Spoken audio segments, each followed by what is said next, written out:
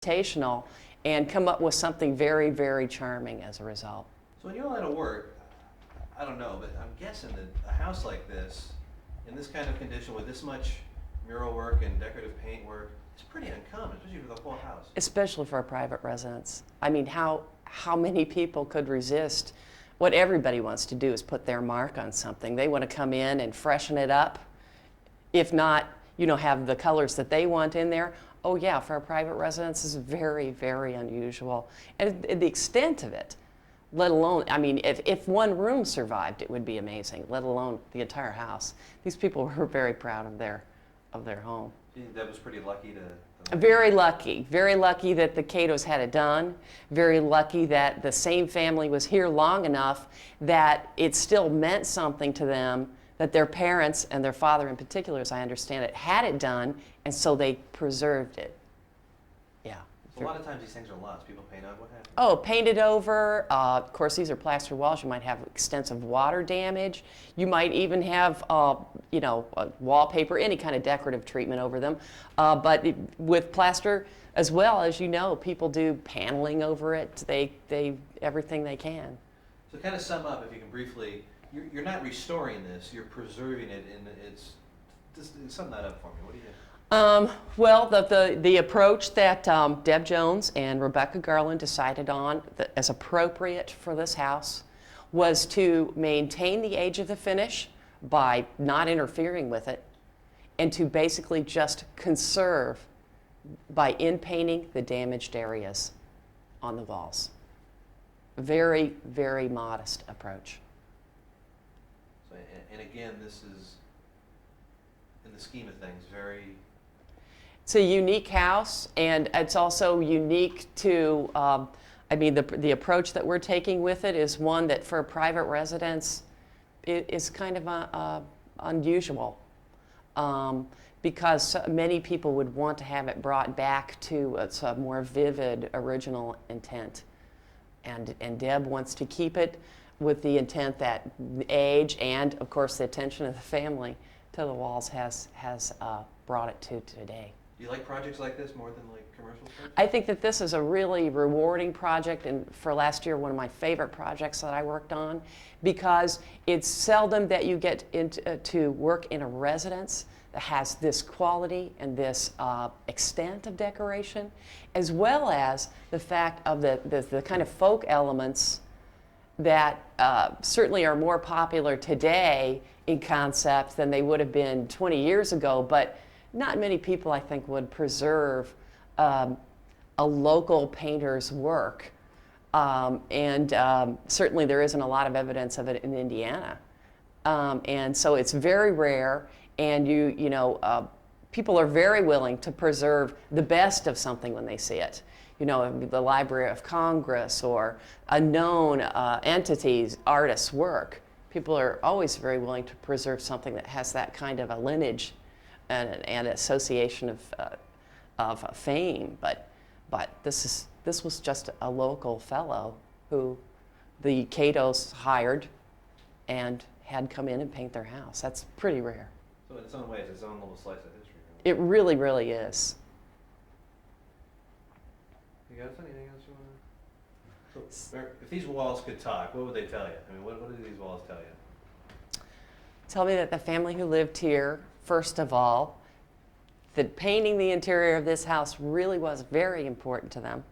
They didn't just do a room that was for guests to come into. They did every room in the house. So for some reason, that was very important to them. It wasn't something everyone was doing.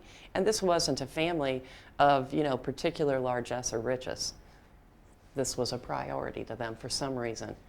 Also, that they took such good care of it. It tells you, well, I would buy groceries from these people. They were very hygienic people.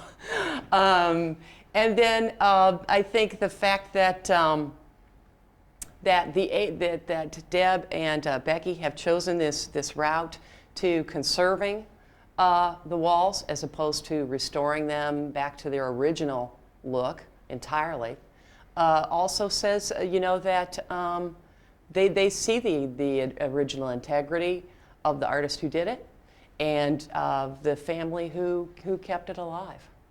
the artist himself, of course, reveals something about himself in the way the variety of skills he brought to it, the humorous and whimsical things that he chose to put into it himself. Even though he might be lost to time. Yes, may very well. I hope not. It would be great to find another house with something of his in it in Indianapolis, but I don't think we're likely to. This is unique, and his spirit lives on, I guess. Right? Well, it certainly does. The kids all remembered him working on it when they came to visit earlier, and they certainly did everything they could to preserve it. So, in as much as it stays intact, his spirit does live on. Just trying to make this corner that's been plastered and in repair to blend in with the rest of the wall. What kind of condition was all this in? What, in the scheme of things, is it pretty good, pretty bad? It's in really good condition in that it even, still exists. It's certainly a braided surface, but it's in great condition, and it's surprising how little damage there was from the move at all. I mean, it's in great condition, I'd say. In your line and your work, is it unusual to see pieces like this, or? It is very unusual to see things that have been this well taken care of. Oops. And it's very unusual, of course, to see a private residence that has never had the original decoration disturbed. Is it fun to work on a place like this? It's very fun. It's very rewarding. How's it rewarding? It's rewarding to be able to bring back the slight cosmetic flaws to the state where they're not noticeable. It's rewarding because it's a private residence, and this, something that is really ephemeral like this is still extant in it, and because it's the work of a local painter, that also makes it rewarding, which is more likely that it could have been or would have been destroyed. Makes you wonder how many things like this might be floating around that were painted over. That is absolutely the truth. And it gives you, as if you want to look at it from a historical perspective, one thing that we can do in our century that we can't go back and undo in other centuries is that only the best has been saved a lot of times from other centuries. History's its own editing process.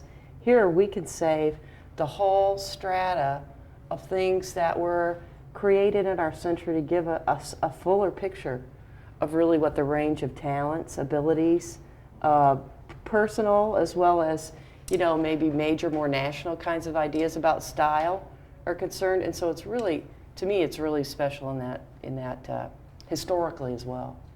If these walls could talk, what would they say to you? Paint me. No, I'm kidding.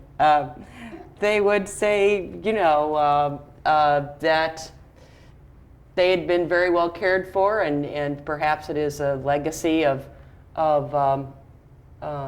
to keep them that well cared for.